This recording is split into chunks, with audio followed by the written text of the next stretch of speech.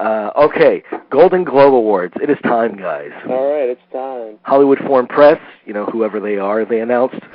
They're like the Cosa Nostra or like the Vatican, like the secret organization. No one knows who they really are. Yeah, I mean, it's implicit in their name, Hollywood Foreign Press, but still, it's just not enough. You had a great line about them the other night. Who's that? You did. You had a great summary. They don't, their memories are horrible. It's like whatever was released last week and whatever comes out next week gets nominated.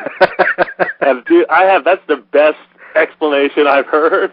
Yeah. And it's not just, you don't notice it that year, but if you go back and look at the things that they've awarded over the years, and more so the things that they've snubbed over the years, it's pretty astounding how awful their selections are sometimes, not always. And I'd like to talk about some of those selections as we go through the major. I guess we're just doing the major nominations. Yeah, and tell me this first. Do you think that they actually see these films?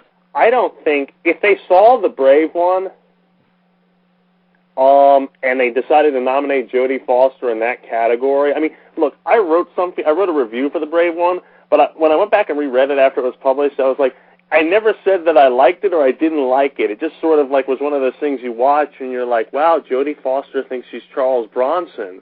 That's amazing. Yeah. I mean, I just don't know what to make of that. Would you have ever nominated her for that role? I didn't get a chance to see it. But, I mean, would you, just on what you know, and since you love Death Sentence so much, and that was sarcasm, would you have nominated her for that? Possibly. But no, probably not. But okay, I understand the Golden Globes doing that. They look for the revered people that have possibly won or been nominated multiple times. Right. What have they done this year? And the film is insignificant. That's my feeling when I read some of these nominations. Absolutely. Well, they've got 30 acting slots to fill. On a good year, that would still be hard, 30 slots on a good year. And this year, I don't know, I'm not saying it's a bad year. But it's not a bad year, but it's not a great year. No, as far as, like, really astounding work, it's not the best year. So 30 slots, you're going to start picking some. And actually, I was surprised that there weren't more. This year, they did a pretty good job of rounding up. A pretty good job, not a great job, a pretty good job of rounding up some of the best stuff. They remembered some stuff from earlier on, although there were some major omissions. There were major omissions, but I was surprised, Chris. There are two surprises for me, at least, that happy surprises, and that's that Eastern Promises got nominated as a Best Picture in Drama, and Viggo Mortensen got nominated. But no Cronenberg. No Cronenberg. But no, he just doesn't get the love. He just really does not get the respect he deserves. That's what I have to say. Where's the love? There is no love. It's Hollywood. It's not in Cronenberg movies, that's for sure. No, for them or in them. There's no love in those movies. Yeah. Okay, so let's go through this. Let's start with Best Screenplay. Okay. So I'm going to read the nominees. Everyone in the chat room, you guys can play along too if you'd like. You can play along. You can like to call in and talk about, who got snubbed or who you think will win or who should win, which are two different things. Can I say something before you read through these? Yes. I know, great, he's going to pontificate. I don't like this category because it should be like the way the Oscars do it, Best Adapted and Best Original. And this is just not done right, the way it's set up right now. Yeah, very true. Okay, I got that out of the way. Okay. I agree 100%. It's hard to look at this category and see all these and not...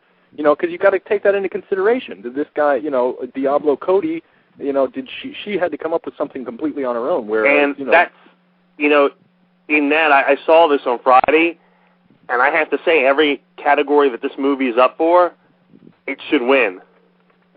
Wow. Juno. I'm not lying. I'm not, saying this out of my ass. Juno is a modern masterpiece. Wow. Really? And now let me say this. I still think No Country for Old Men is my favorite film of the year, but Juno is. This came out of nowhere until like a couple months ago when I started reading about it. But until you watch it, you're just like, oh my God, this is really good. Yeah. Okay. Are we ready? Let's do it, baby. Okay. Here it goes. Best Screenplay nominees are Diablo Cody for Juno, Ethan and Joel Coen for No Country for Old Men, Christopher Hampton for Atonement, Ronald Harwood for The Diving Bell and The Butterfly, and Aaron Sorkin for Charlie Wilson's War. This is what we're going to do. We're going to go on a round table here. We're going to start with you, Chris. You can give us your prediction for who will win, if that's different from who you think should win, and then we'll all comment on it. Are you ready? Wait for your drum roll. You ready, Chris? No.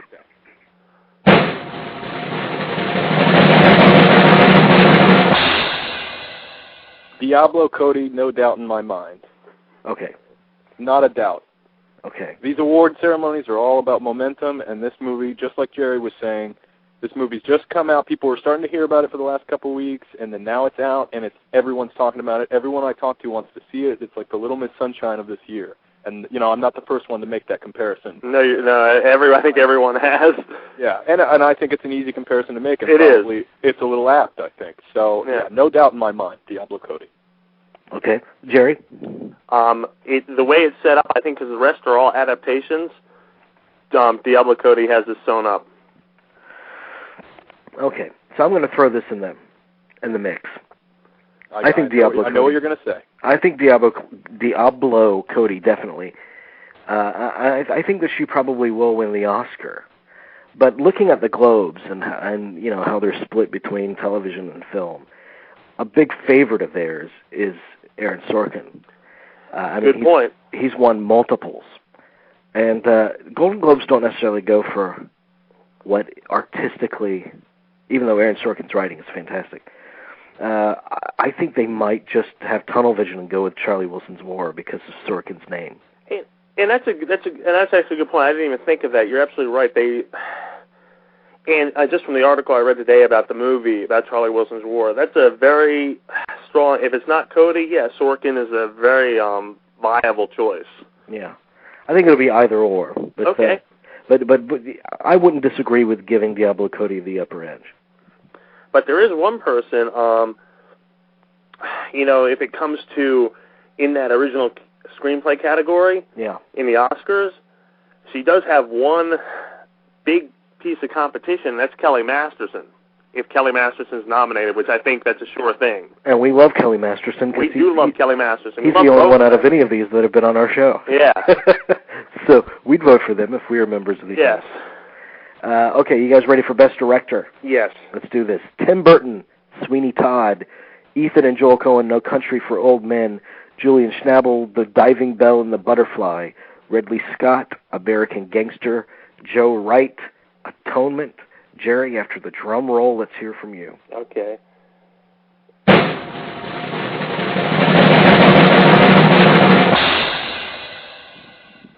This is tough. Can I just say, first of all, that I think Paul Thomas Anderson should have been in this category. And I know, Jerry, you haven't seen the film. How do you know? I just know. Okay.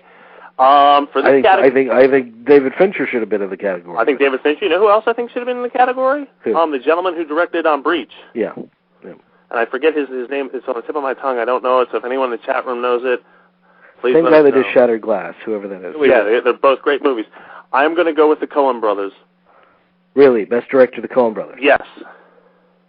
Okay. Chris, do you concur?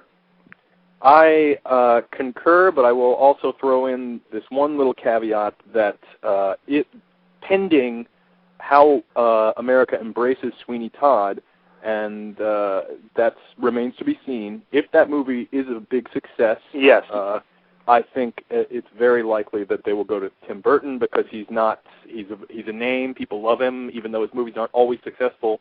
I would not be surprised if that movie was a success if they gave it to him instead. That's a good point. I love Tim Burton, and I'm just surprised. I'm just happy to see him up here for once, but I got to give it to the Coens in this category.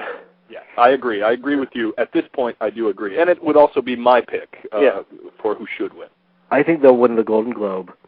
I think that Julian Schnabel, I think he could win an Oscar, but it's a little too artsy for the Golden Globe committee.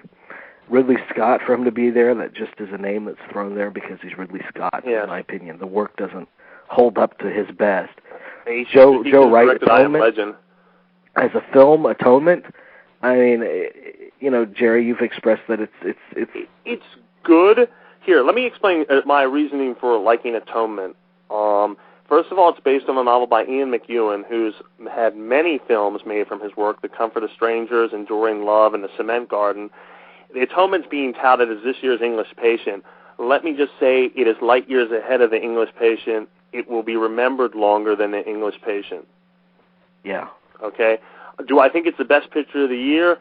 Not. It's good.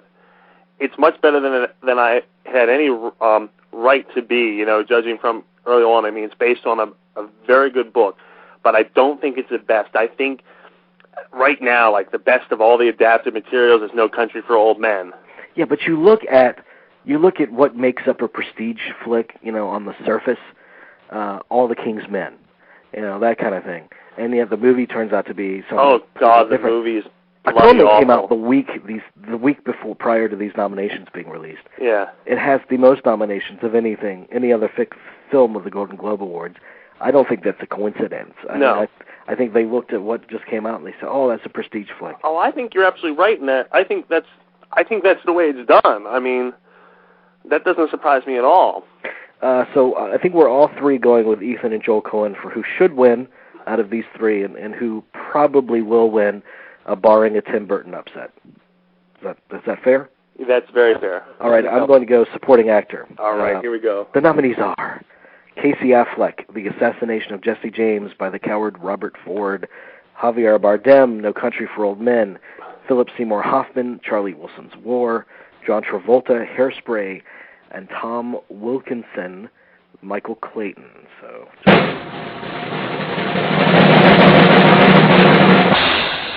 I gotta go Javier Bardem. I gotta say it. I mean, just in terms of who I personally think is most deserving and who will win. I agree. Yeah. Chris? I do agree also. Again, possible upset, Casey Affleck, that wouldn't surprise me. But Javier Bardem is a force to be reckoned with in this category. Yes. And will be in the Oscars, too. That's a lot. Yeah. Yeah, and don't discount Philip Seymour Hoffman. No, I wouldn't discount anyone except for Travolta. And as populist as the Golden Globes are, I wouldn't even discount John Travolta. Well, I like him in that movie. I just don't think it's awards worthy, but that's just me. No, you're not alone. I think all three of us would agree with you. Yeah. No. All two of us, sorry. Charlie Wilson's War, they say that's the highlight of the film, is Philip Seymour Hoffman reading Aaron Sorkin's dialogue. Okay. You think about 4 movies that he's done this year where people say, oh my God, he's astounding. How can you do that much work and be so stellar in everything you do? And he's so good in the other one, Before the Devil Knows You're Dead. Before the Devil Knows You're Dead, The Savages, this one, there's another one that he did, correct? It might. I think, I'm not positive. Yeah. But those 3 alone that you're talking about, that's a great year for any actor. That's like a Josh Brolin year this year, That's a great year. Yeah. Okay, supporting actress. We've got Cate Blanchett for I'm Not There, Julia Roberts for Charlie Wilson's War. Oh, God, here we go. Saoirse Ronan, I want to say. Atonement, okay. Amy Ryan, Gone Baby Gone. Tilda Swinton, Michael Clayton. Chris, after the drum roll, it's all you, bud. All right.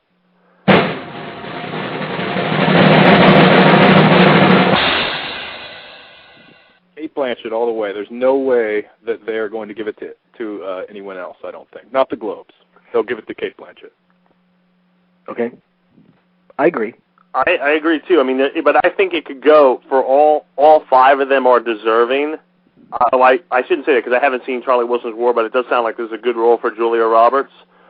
But it could go any. I would be happy it went to any of them. But it is Cate Blanchett's. It's her category to lose. Yeah. Yes. Now, Amy Ryan is the one that's got all the buzz, when the movie came out, and even now they're remembering her for it. Even though this movie didn't get represented in a whole lot of categories, they remembered her. Yeah, I know. Now, that might pay off for her at Oscar time, but I doubt that the Golden Globes will be that good. But that is the one name from that movie that you keep seeing come up again and again. I think it will pay off at Oscar time for Amy Ryan. Because the upsets, the Oscars tend to be the supporting categories. And I think that Cate Blanchett, it's a kind of a shoe-in. I mean, first of all, it's a chameleon, more of a chameleon-like role than most of these. I mean, she's playing someone of the opposite sex. Right. She has the Linda Hunt part this year.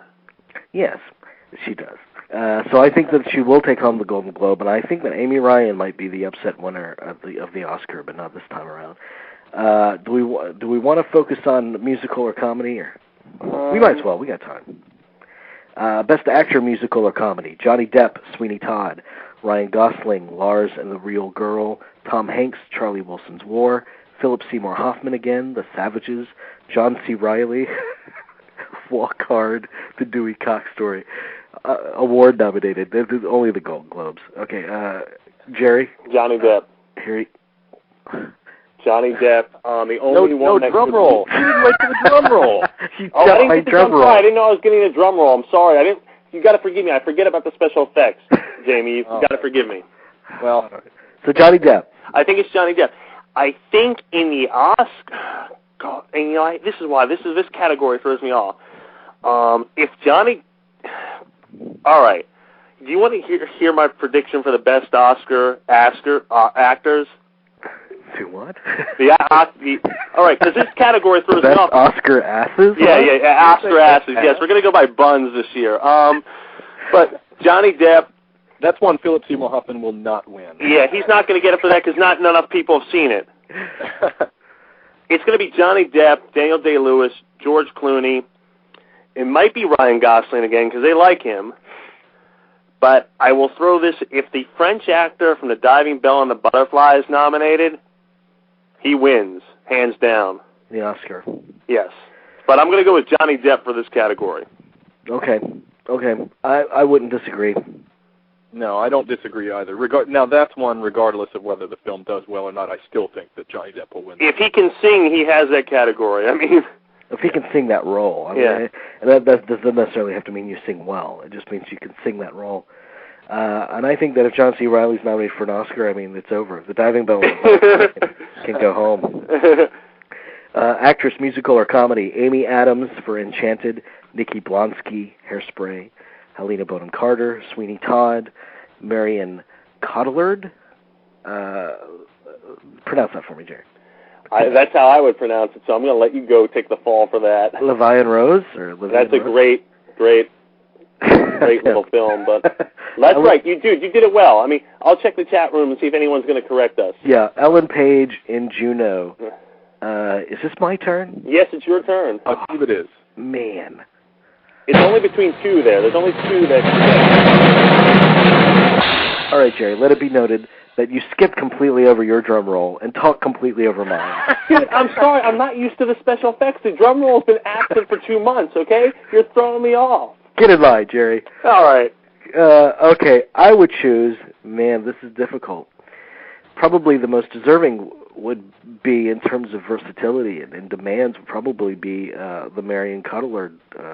But I think that Ellen Page is a real star. I think she's a star discovery this year. So yes. I would put it really tight between her and Amy Adams, because Amy Adams, I mean, she's like a force of her own. But she's a force of her own, no doubt. Since she's hit the spotlight with Junebug, I can't recall if she won or not with Junebug. I don't know if she won either. Globes. That could make the difference. I'll just say Ellen Page for Juno.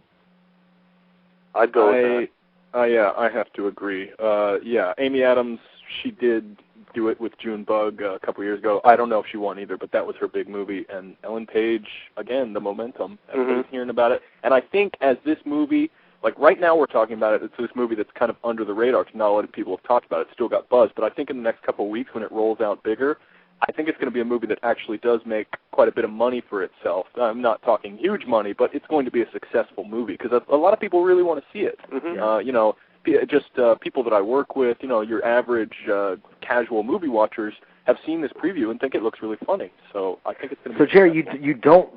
It's drawing comparisons to Little Miss Sunshine, like we discussed, but you don't see it as a movie that could suffer from overpraise. Like, it's a movie that's totally going to suffer from overpraise. But here's the thing. Believe the hype. It's not what I expected. I mean, at first you think, when you see the trailer, like, oh, it's like Waitress or Knocked Up. And yes, there is that, you know, that main storyline. But then it's not just her performance, it's everyone's performance, but it's the direction in which Cody takes the story and the characters. It's something else. And I got to tell you, Jennifer Gardner gives the best performance that she's ever given. She's really good. Okay. Better than Elektra? Better than Elektra. I know that's hard to believe, but better than Kissing or Kiss and Tell or whatever that movie was with Kevin Smith. Oh, the one, Catch and Release? Oh, yeah. I mean, Catch and Release. Catch and Release. It's really like the same movie, is it? Gardner's really good in this. You're really sort of like thunderstruck by that, but wow, she has her character is not what you expect. Here's the thing, movies like Waitress, which I love, movies like Little Miss Sunshine, which I think is just a overblown TV sitcom, but it's a little light, airy movie that people have goodwill towards, and it just can't stomach all that praise, No, you're right. This is going to be something. I think this is in some ways the Little Miss Sunshine analogy is correct. But here's the thing. Her performance, Ellen Page's performance, is just so off the off the hook. It's totally off the hook. Totally off the hook. But I mean, these films, Waitress and Knocked Up, and especially this film. These are the closest things we have in this day and age to the great comedies and manners of the 30s and 40s. We have a great person on the chat in the chat room now. Captain's on the chat room. He's been with us every step of the way. This show. Director of Breach is Billy Ray. Yeah. And his vote is for Cate Blanchett. I'm not there. His vote for actor to musical comedy is Philip Seymour Hoffman for The Savages. If it's that good, I mean, I think I don't see why not. I wouldn't be pissed. I mean, no, I wouldn't be. He's a great actor. I mean, yeah. Picture, musical or comedy, Across the Universe, Charlie Wilson's War, Hairspray, Juno, and Sweeney Todd. Chris, after the drum roll.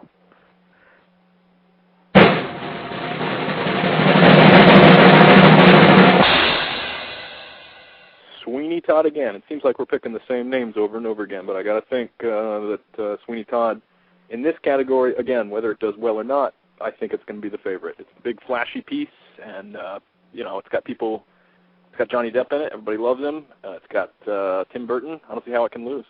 Yeah.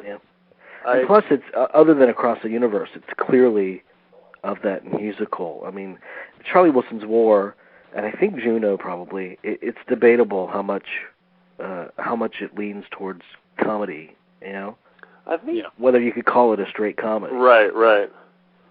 Yeah. So what do you think? You think Sweeney Todd, Jerry? Yeah, I do. I think unless the reviews are like mixed to negative, I definitely see. So far, the reviews have been really fairly good. Okay, yeah. I mean, if it's getting a positive, critical response, and I do see that happening. Okay. It's been very, very positive. Yeah. Best actor in a drama, and the nominees are George Clooney, Michael Clayton, Daniel Day-Lewis, There Will Be Blood, James McAvoy, Atonement, Viggo Mortensen, Eastern Promises, Denzel Washington, American Gangster, Jerry, It's All You, Wait for Your Cue, damn it.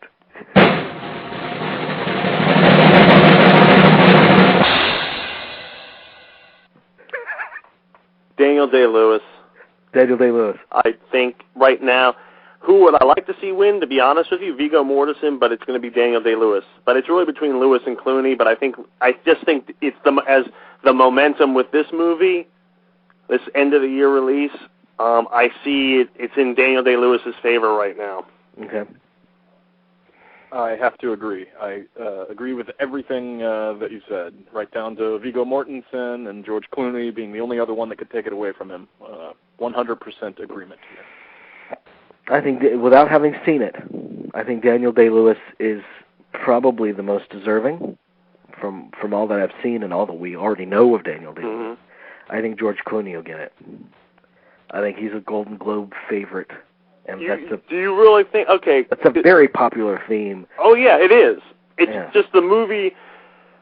We talked about this a couple nights ago. He's so upset with the financial response of this movie that he doesn't want to do these movies anymore.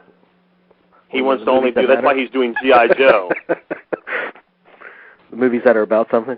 He doesn't want to do movies that are. He wants to basically make a blockbuster now. Is his goal. Yeah, that's very funny. I don't want to make movies this is the first one where we have a major disagreement among the three of us. Yeah. because I just don't see that happening. I mean, like I said, he is the next flashy name in the category. Like, it's tempting for me to pick him, but I can't believe, like Jerry was saying, with the financial response to the movie, I can't believe that they'll go with him over Daniel Day-Lewis. Yeah, and There Will Be Blood, I guarantee you, won't gross much more than Michael No, There Will Be Blood will be it'll be like Magnolia, I guess. Yeah. Anyway, so that's good. A little controversy, a little division here of this is good. Opinion is good. Okay, Best Actress Drama. We got two more left: Actress Drama and Best Picture Drama. Actress Drama. Kate Blanchett. Wait a minute, whose turn is it? Is it mine? It's your turn. Okay. Kate Blanchett, Elizabeth, The Golden Age, Julie Christie, Away from Her, Jodie Foster, The Brave One, Angelina Jolie, A Mighty Heart, and Keira Knightley for Atonement.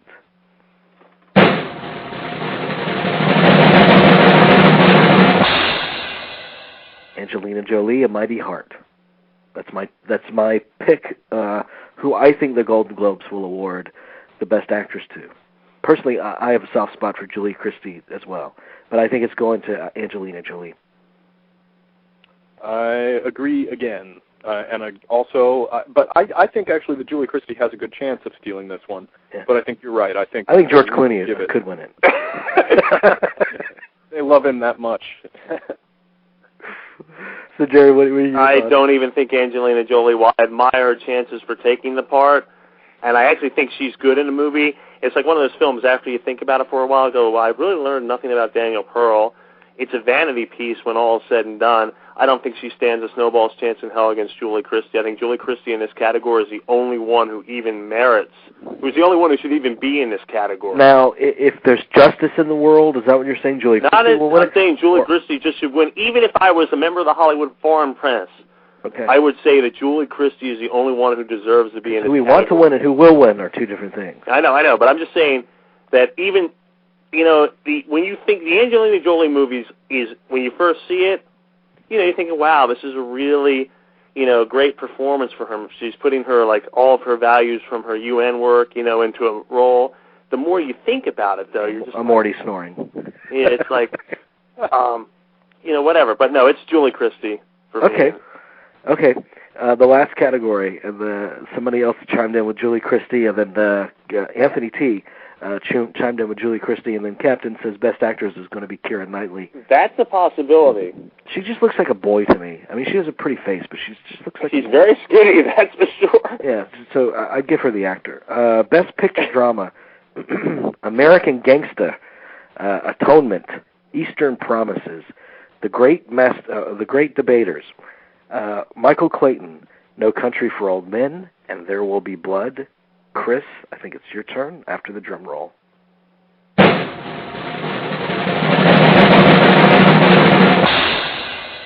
I got to go with No Country for Old Men on this one. Yeah.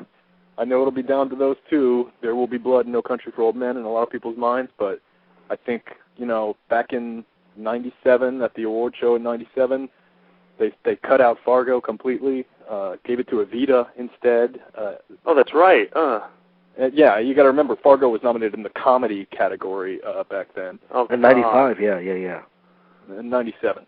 Was it? Well, the movie came out in 96, but that's that right. Ceremony was 1997. Yeah. So, yeah, you got to go with the Coen brothers. Not that they remember that sort of thing. They probably don't even take that into consideration, but I don't think they think they'll take it. I don't think they probably would have seen There Will Be Blood by the time. Isn't it sad because we so seriously doubt that they've even seen some of these movies that they I agree with you, Jamie. Yeah. Eastern Promises, is that a surprise to you that that's shown up as much as it has? Yes. But it's a great movie, but that it showed up on here, big time. That it's an early quarter release, or did it come out during the summer? It came out in September, but it's still, that's like early for them. That's like incredibly early for them. But still, no. Okay, let me give my choice. I agree with you. No Country for Old Men. And Jerry, you on the same I'm page? with No Country for Old Men. But isn't it sad that all the great movies, like you mentioned Breach, Jerry, and we've been talking about Zodiac, especially on this list, like no memory whatsoever. And I would also Into the Wild also. Into the Wild Yeah. should be on there, and even the movie I recommended back in the spring, The Namesake, is nowhere to be found. I mean, Rescue Dawn. That's another Rescue one. Dawn. Actually, that's something I'd like to say. Christian Best Bale actor, has where's been that at? shafted every year. Yeah. And not just Christian Bale, but Steve Zahn was actually pretty fantastic in that movie. Too. Yeah. Oh, both of them were very good. But Seems like the kind of performance too that they would want to recognize. yeah. Somebody Right. that's branching out, like Steve Zahn. Yes, I agree. Yeah. He's fantastic. So are we happy with this list of nominees? Is this making us a little sour on the ceremony, or what? I've never been eager for the ceremony, but it just seems like such a they just, like you said, their memories are so short. Yeah. It is kind of a cheesy ceremony too. I mean, it really is. I mean, when you have like Nell Carter coming out, and she did one year, she's coming out to sing like an opening montage song where she has to name everyone out in the audience in her song and make it part of the melody, and everyone out in the audience is so terribly embarrassed. That's true. Yeah. It does spell cheese. Yes, it does. But we have to see if the Writers Guild will even give them the waiver to do the show. Maybe it's better without writers. Maybe we could do it. It is embarrassing that they're writers. We could do without the cheese this year. No, but it's embarrassing that they're writers for the show in the first place. Yeah, it's like that Rob Lowe thing, singing with Snow White at the Oscars. Oh my God. Oh my God. We need to get a filmmaker. I mean, what kind of luck have they had with actual filmmakers producing? Oh, I don't know. Didn't they have out Joe Roth? I mean, he's a producer, but yeah, I just don't. And he had like who did he have? He had Sam. Who was doing the narration that year? He looked like an airline attendant behind a desk. Oh, mm-hmm. Peter Coyote. Peter Coyote. Yeah, I remember that. Yeah, that was. I don't know how good an idea that was, but so awkward. Yeah. So bizarre. But the thing is, even I don't. They have gotten big names to produce these shows over the years, Quincy Jones and people like this, like famous producers to do them. But can you, even when they've done that, can you remember a show which you afterwards said, oh, that was a good show, it was really well produced? It never happens. It's always too long, it's always boring, and there's always cheesy stuff, no matter who they get to do it. I think it's just the nature of...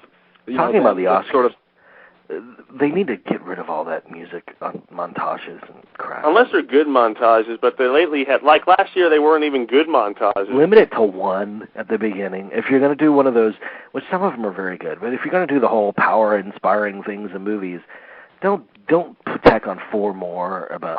I think they should have a live feed from Musso and Frank showing people getting wasted who couldn't that's get into basically the what the Golden Oscars. Globes. And I would watch it. That's basically what they promised the Golden Globes to be. There's alcohol. It's a more festive atmosphere. Mm.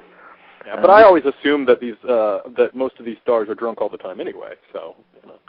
Yeah, that's very true. That's true. Like Kim Basinger that one year at the Oscars. Yeah. I remember that. She was plugging for Do the Right Thing, and she was wearing the dress that Prince designed for her. And it almost fell off. Yeah, well, that's how Prince designed it. He's no dummy.